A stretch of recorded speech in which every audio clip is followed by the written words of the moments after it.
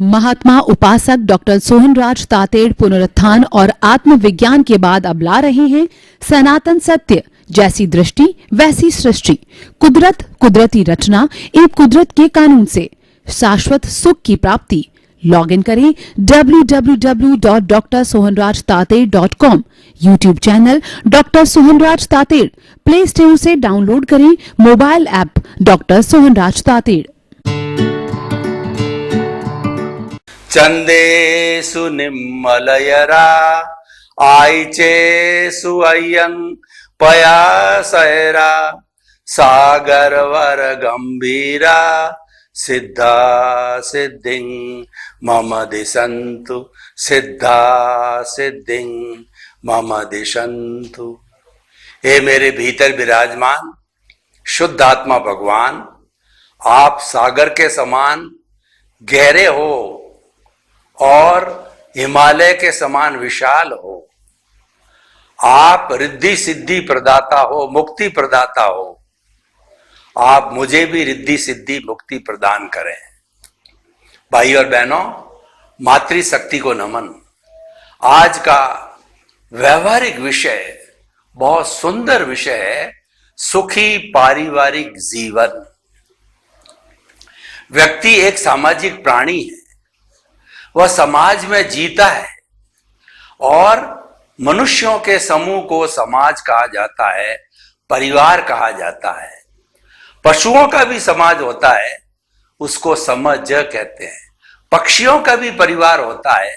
आपने कई बार देखा होगा कि हमारे देश के विभिन्न विभिन्न अभयारण्य, जैसे कि भरतपुर का, ताल चापर का, जैसलमेर का, उन अभयारण्यों में विदेश से सर्दी के दिनों में बहुत से पक्षी उड़ करके आते हैं और वो जब आते हैं हमारे देश के अंदर, तब वो एक सीधी पंक्ति बनाकर आते हैं।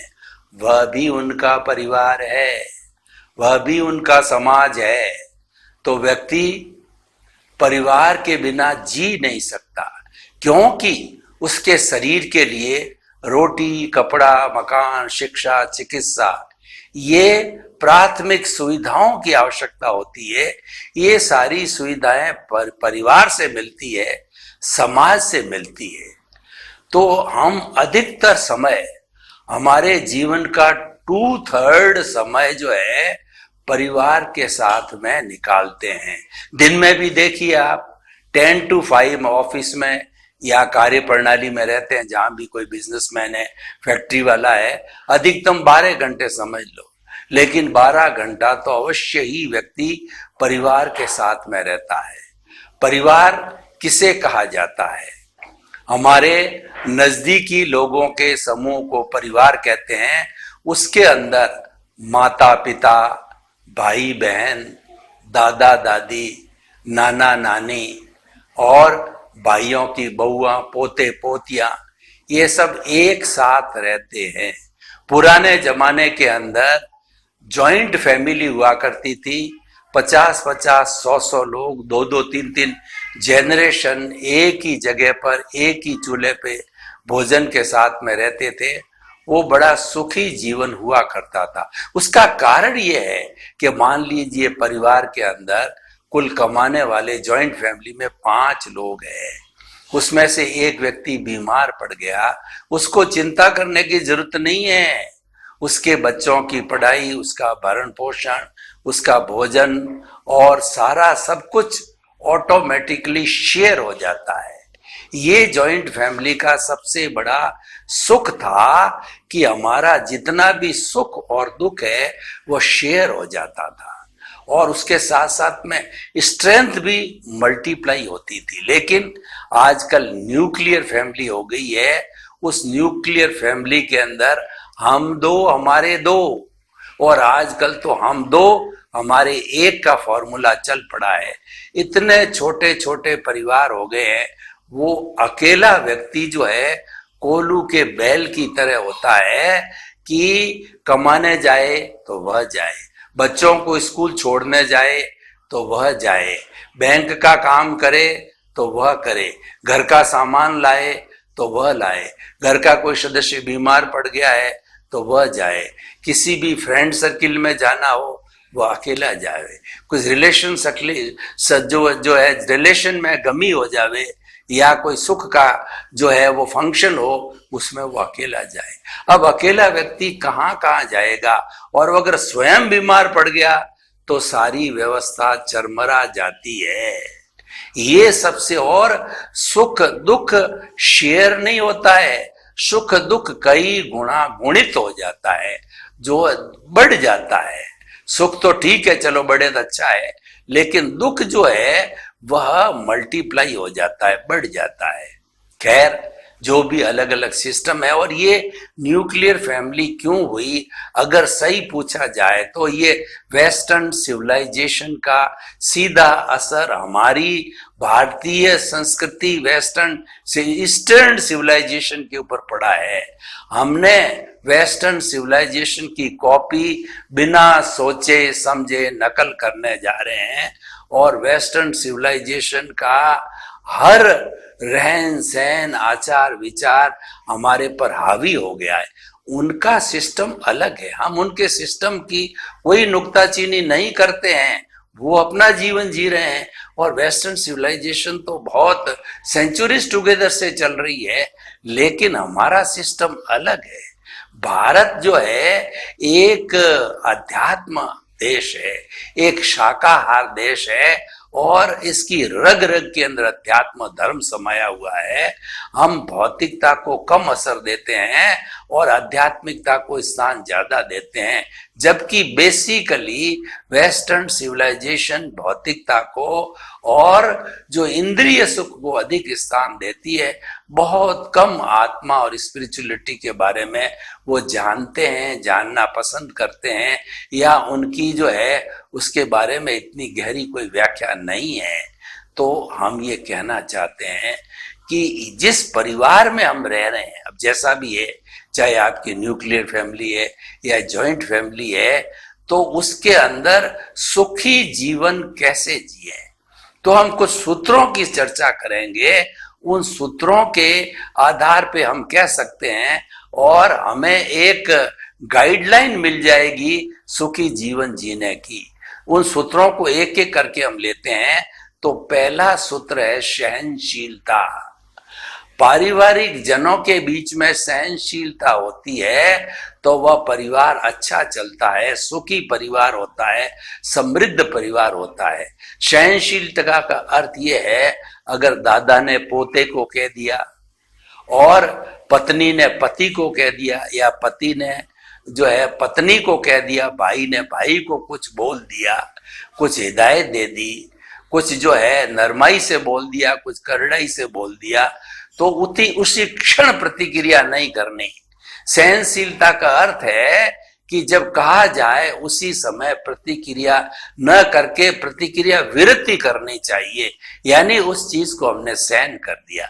अब मान लीजिए उनके आदेश के अंदर कोई क्रोध है या आदेश गलत दिया गया है, तो जब भाई साहब शांत हो जावे या आपकी पत्नी शांत हो जाए, तो धीरे से अकेले में कहा जा सकता है कि तुम्हें इतनी कठोर भाषा नहीं बोलनी चाहिए, मुझे कुछ कहना है तो आप प्रेम से बोलो, मैं कौन सा काम करता नहीं हूं, तुम्हारी बात मानता नहीं हूं, और अगर कहा भी जाए कठोरता से तो मुझे अकेले में कहा करो, तुमने तो सबके सामने कही तो उससे मेरी इंसल्ट होती है। और धीरे धीरे ये आदत बढ़ती जाएगी हमेशा लोगों के बीच में नुक्ताचीनी करने की, तो उससे हमारे रिलेशन संबंध खराब होंगे, और जहाँ रिलेशन पारिवारिक खराब होते हैं वहां टेंशन हो जाती है। व्यक्ति को सबसे बड़ा कष्ट, सबसे बड़ा चिंता का विषय होता है पारिवारिक जो है समस्याओं का, और खास करके पति पत्नी की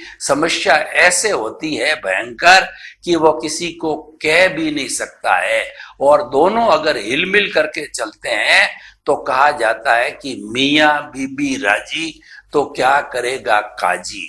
यानी ये दो जो है शरीर होते हैं, आत्मा एक होती है, दोनों इतने जॉइंट रहते हैं, दोनों का दायित्व इतना है कि एक दूसरे को इग्नोर नहीं किया जा सकता है, और दोनों के दायित्व से ही अच्छा परिवार, अच्छा घर बनता है। और पत्नी के लिए तो कहा जाता है कि वह पुरुष की अर्धांगिनी है। भगवान शिव का फोटो देखें तो आधे अंग के अंदर शिव जी है और आधे अंग के अंदर पार्वती है। इसका अर्थ क्या हुआ? इसका अर्थ यह है कि पार्वती बिना शिवजी अधूरे हैं, शिवजी बिना पार्वती अधूरी है। तो ग्रस्त जीवन के अंदर स्त्री के बिना पुरुष अधूरा है, पुरुष के बिना स्त्री अधूरी है, क्योंकि उनका एक मिनट भी उन दोनों के सहयोग के बिना काम नहीं चलता। कैसे नहीं चलता मैं आपको बताऊं कि जो व्यक्ति है, पुराना सिस्टम समझो या अभी आज का सिस्टम समझो, व्यक्ति कमाने के लिए बिजनेस करने जाता है, नौकरी करने जाता है या किसी न किसी माध्यम से वो कमाने के लिए घर से निकल जाता है, जो उसका निर्धारित ड्यूटी होता है। तो अब उसके बाद के अंदर जब वो वापस आता है तो उसको भूख लगी होती है, उसको खाना खाना होता है और कपड़े भी गंदे हो जाते हैं, कपड़े धोने होते हैं, प्रेस कराने होते हैं। घर गृहस्थी का सामान जो है, हमारी राजस्थानी में कहावत है कि तामणी तेरे वाना मांगे, यानी जब कभी भी हम जो है चूल्हे के ऊपर जो है किसी को भगोले को चढ़ा देते हैं तो उसकी पूर्ति करने के लिए 13 आइटम चाहिए, हल्दी चाहिए, धाना चाहिए, मिर्च चाहिए, मसाला चाहिए, नमक चाहिए, इत्यादि इत्यादि चाहिए। तो कहने का अर्थ है बहुत सी चीजों की आवश्यकता होती है। गृहिणी उन सब चीजों को लाने में, संवारने में, पकाने में, घर की सफाई करने में, घर को डेकोरेट करने में, बाल बच्चों को पालने के अंदर, बाल बच्चों को सुसंस्कार देने के अंदर, उनको स्कूल भेजने में लगभग मोर देन 50% काम वो शेयर कर लेती है, व्यक्ति फ्री रहता है।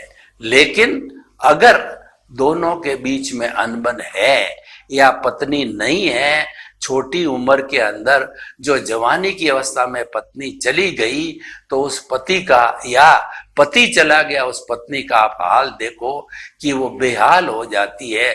उसको सपोर्ट करने वाला कोई नहीं मिलता। वो दुख के आंसू जो है वो उसके दुख के आंसू निकलते रहते हैं, वो दुखी रहती है। तो सुखी पारिवारिक जीवन कब होता है कि हमारे सभी सदस्यों के बीच के अंदर अच्छा तालमेल होना चाहिए। उसके लिए हमने एक सूत्र दिया, सहनशीलता। दूसरा सूत्र है त्याग की वृत्ति। देखिए, परिवार में चाहे हम 5 सदस्य हैं, 10 सदस्य हैं, तो घर में कोई भी आइटम बनता है, अच्छा बनता है, तो वो आइटम सबको इक्वली शेयर किया जाता है। जैसे कि घर के अंदर जो है खाने के लिए अच्छे लड्डू बन गए, तो 10 मेंबर है और 10 लड्डू है, तो एक एक सबको दिया जाएगा। अब ये किसी भी मेंबर ने 3-4 लड्डू खा दिए तो क्या होगा कि बाकी के लोग ये चिंतन करेंगे, जिनको हिस्सा नहीं मिलेगा, कि देखिए हमारे साथ में कितना पक्षपात हो रहा है, मेरे भाई के लड़के के साथ कितना पक्षपात हो रहा है, मेरी पोती के साथ कितना पक्षपात हो रहा है कि उसको लड्डू दिया ही नहीं गया। तो उससे क्या होता है कि घर के अंदर विषमता, परिवार में विषमता फैलती है और वो जो है दुख को जन्म लेती है, वो आपसी जो है दुर्भावना को जन्म देती है। तो त्याग की वृत्ति का अर्थ यह है कि अपना जितना हिस्सा हो उससे अतिरिक्त न लिया जाए। और अच्छा व्यक्ति तो वो होता है अपने हिस्से का भी दूसरे को समर्पित समय समय पर करता रहे, वह तो और भी अच्छा जो है व्यक्ति हो सकता है। तो त्याग की वृत्ति होना जरूरी है। तीसरा सूत्र है विनयशीलता। देखिए, विनय है सब गुणों की खान है। अगर एक विनय आ जाता है तो सारे विनय, सारे गुण वहां के इकट्ठे हो जाते हैं। कैसे होते हैं कि आपके मीठा गुड़ पड़ा है और मक्खियां इधर उधर है, तो मक्खियों को सुगंध आती है, वो सारी मक्खियां उस गुड़ पे आके भिन भिनाने लग जाती है, क्योंकि वो उनका स्वादिष्ट भोजन है, वो उनका जो है रुचिकर विषय है, वहां आ जाता है। तो इसी तरीके से जो है हमें जो है विनयशीलता ऐसी चीज है कि सारे गुण हैं ऑटोमेटिकली वहां आना पसंद करते हैं, क्योंकि वहां उनको अच्छा स्थान मिलता है, वहां उनको प्रेस्टीज मिलती है, वहां उनको क्रेडिट मिलती है। और दुर्जन व्यक्ति के पास में गुण जाना पसंद नहीं करते हैं, क्योंकि वो जानते हैं कि वहां हमारी इंसल्ट की जाएगी। उसका काम तो दुर्जनता करना है, उसका काम तो जो है वो मिसबिहेवियर करना है। तो हम लोग तो यूं ही पीटे जाएंगे, हमारी जो हाल बेहाल होगा और हमारी इंसल्ट हो जाएगी। तो सद्गुण है दुर्गुणी के पास में, दुर्जन व्यक्ति के पास में जाना पसंद नहीं करते हैं, वो सज्जन व्यक्ति के पास में गुण आना पसंद करते हैं। तो विनय है सब गुणों की खान कही गई है कि इसमें से जो है सारे गुण निकलते हैं। अब आप देखिए कि विनयशील कोई भी घर का सदस्य होता है, बड़ों को प्रणाम करता है और जो है मीठा बोलता है, और माता पिता के दादा दादी के छोटे मोटे काम कर लेता है, उनको कहीं छोड़ना हो तो छोड़ देता है, कोई चीज मंगवाई जाती है तो वो तुरंत ला करके दे देता है, कहीं पर भी जो है वो कोताही नहीं बरतता है।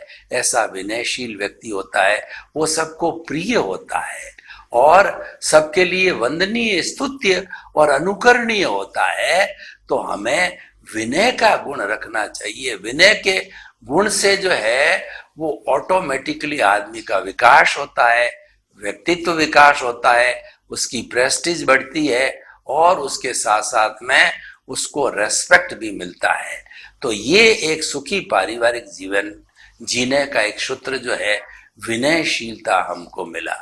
अगला जो है समय प्रबंधन।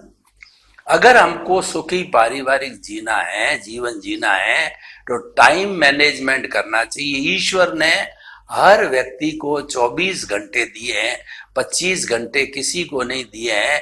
24 घंटे में उसका निर्धारित कार्य करना है। तो व्यक्ति जो है अगर 24 घंटे में 12 घंटे सोता ही रहे तो पीछे 12 घंटे में 3-4 घंटे अपने शारीरिक स्नान इत्यादि वो करता है, तो 7-8 घंटे में उसका काम 12 घंटे का है। तो 8 घंटे में वो कैसे पूरा करेगा? उसका टाइम मैनेजमेंट नहीं होगा।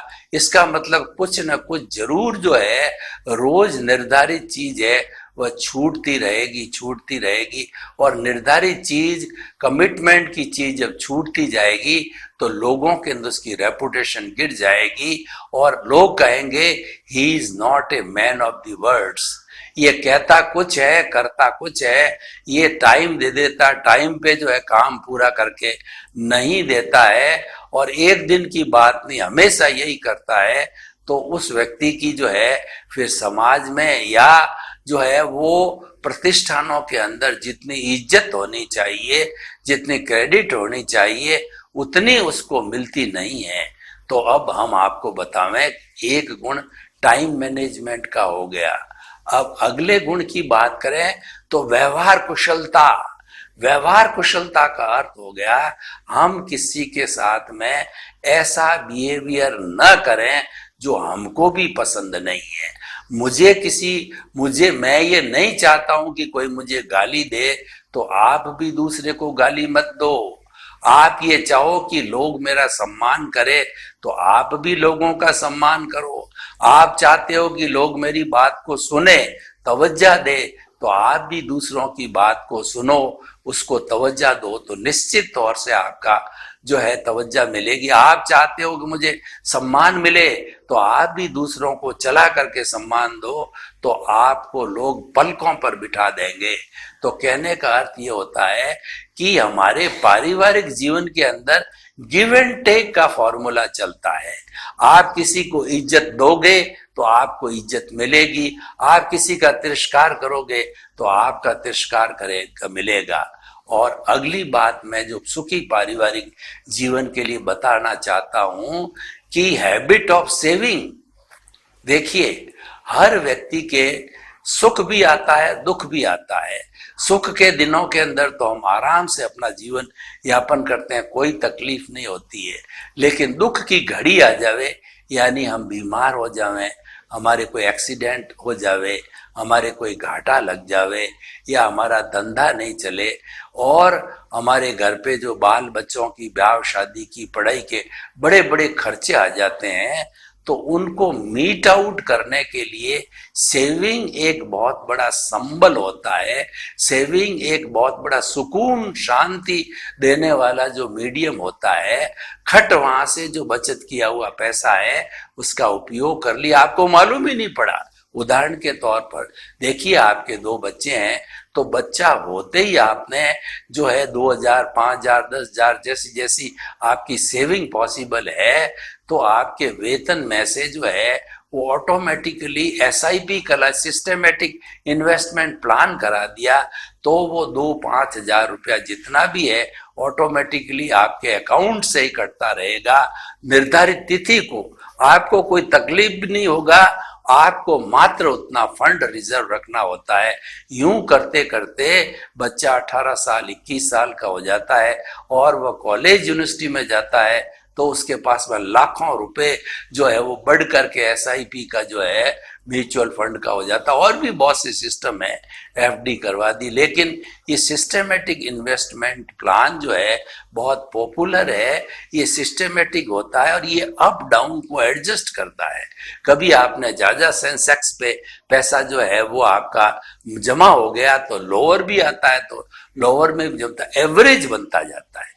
एसआईपी के अंदर एवरेज बन करके अच्छा रिटर्न मिल जाता है। तो भाई और बहनों, हम आपको बताना चाहते हैं कि ये बचत करने का अच्छा गुण है, ये भी सुखी पारिवारिक जीवन जीने के लिए आवश्यक है। और सुखी पारिवारिक जीवन के लिए हम एक आपको सूत्र देना चाहते हैं, वो है हमारी लाइफ स्टाइल।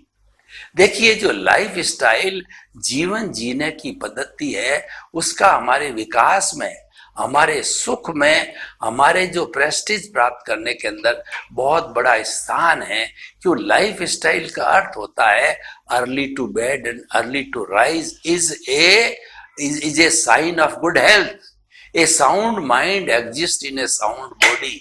हर चीज व्यवस्थित रहती है, समय पे उठना, समय पे बैठना, समय पे खाना, समय पे ऑफिस जाना, समय पे विश्राम करना, समय पे काम करना।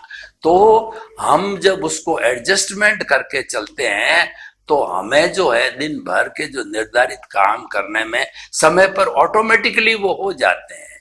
और ये आपको जो एक गुण अच्छे सुखी पारिवारिक जीवन के लिए बताना चाहते हैं कि असाइनमेंट ऑफ द प्रायोरिटीज। आप जो है अगले दिन की प्लानिंग पहले दिन ही कर लो, सोने के पहले, कि कल मुझे ये काम करना, ये सबसे टॉप प्रायोरिटी, ये सेकंड प्रायोरिटी, ये थर्ड प्रायोरिटी। तो जब आपकी प्रायोरिटी या तो मानसिक रूप से बना लीजिए या आप पेपर पे लिख लीजिए, भूल पड़ जावे, तो आपने ऑटोमेटिकली उसी समय में नेक्स्ट डे में पहला काम वही करो फर्स्ट प्रायोरिटी का, फिर दूसरा सेकंड प्रायोरिटी का, थर्ड प्रायोरिटी का। तो आप देखोगे कि आपके जितना भी कष्ट का, दुख का और जो टेंशन का कोई कारण नहीं बनेगा, क्यों? वो काम तो वेल प्लान्ड है, वो होना है, वो टाइम से हो जाता है, और आपने वही जरूरी काम के बारे में सोचा ही नहीं और उसका समय आ गया करने का। फिर आप हड़बड़ाहट करते हो, हड़बड़ाहट के अंदर आप कभी गिर जाते हो। और हमेशा जो है एक राजस्थानी में कहावत है कि उतावड़ो 2 बार बढ़े। इसका अर्थ क्या हुआ कि जो है वो मतलब क्या है कि व्यक्ति जो जितनी जल्द, हेस्ट मेक्स वेस्ट, व्यक्ति जितनी जल्दबाजी करता है उतना काम बिगड़ता है। तो हर काम को अपना समय लगता है, तो समय से पूर्व सोच के रखो और समय पर कर लो, तो हड़बड़ाहट करने की जरूरत भी नहीं होती है। और हड़बड़ाहट में काम समय भी डबल लग जाता है, चिंता भी होती है, टेंशन भी होता है और काम भी पूरा नहीं होता है। और जिस व्यक्ति को समय पर काम करके देना होता है उसकी हमको फटकार कहिए या उसका हमको सुनना भी पड़ जाता है।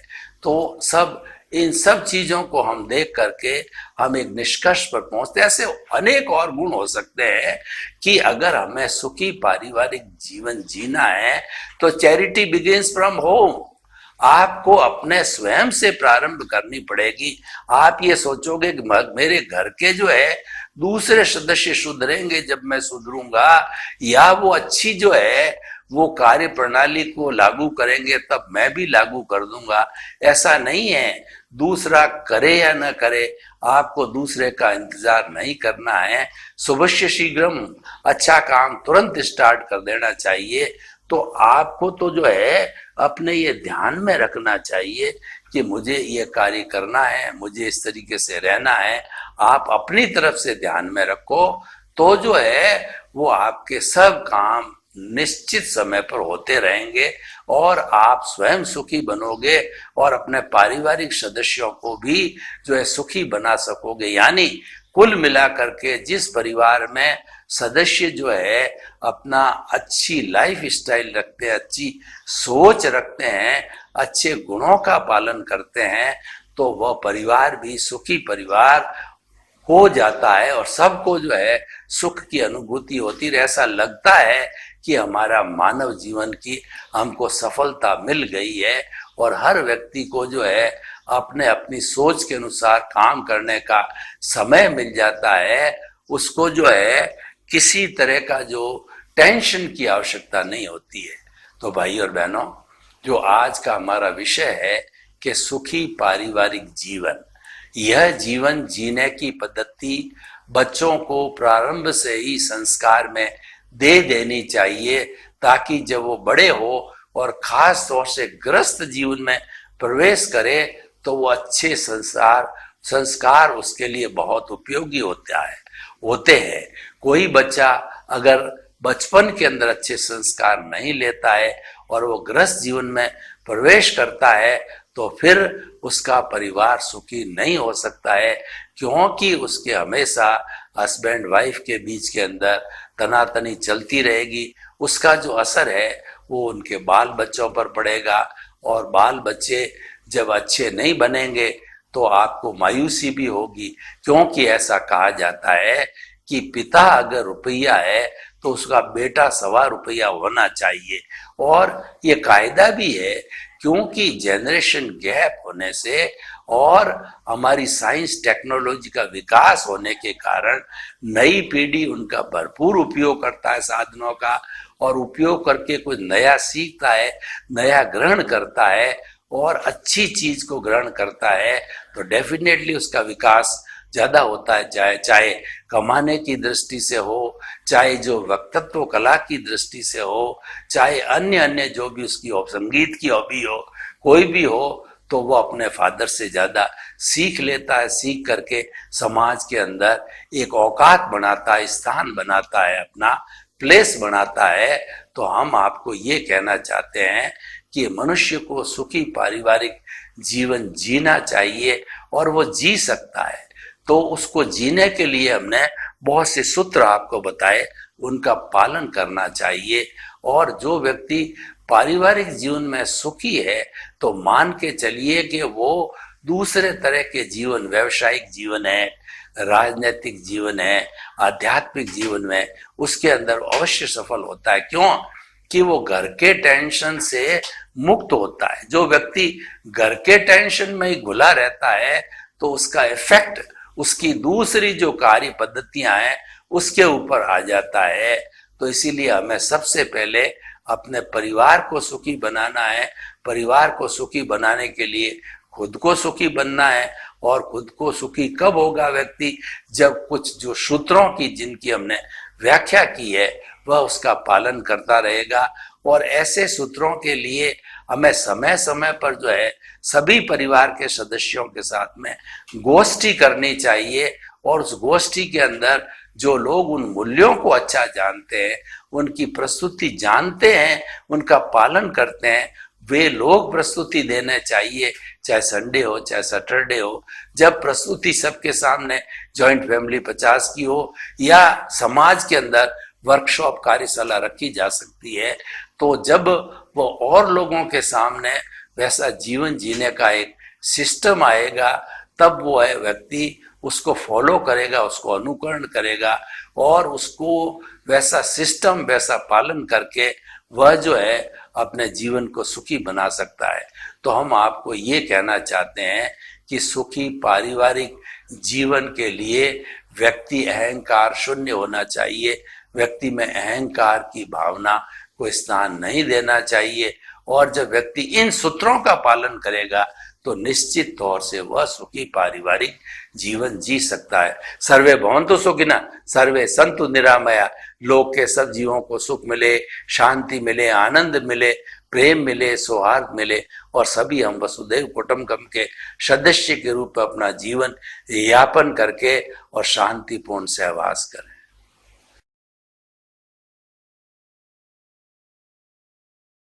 महात्मा उपासक डॉक्टर सोहनराज तातेड़ पुनरुत्थान और आत्मविज्ञान के बाद अब ला रहे हैं सनातन सत्य, जैसी दृष्टि वैसी सृष्टि, कुदरत, कुदरती रचना एवं कुदरत के कानून से शाश्वत सुख की प्राप्ति।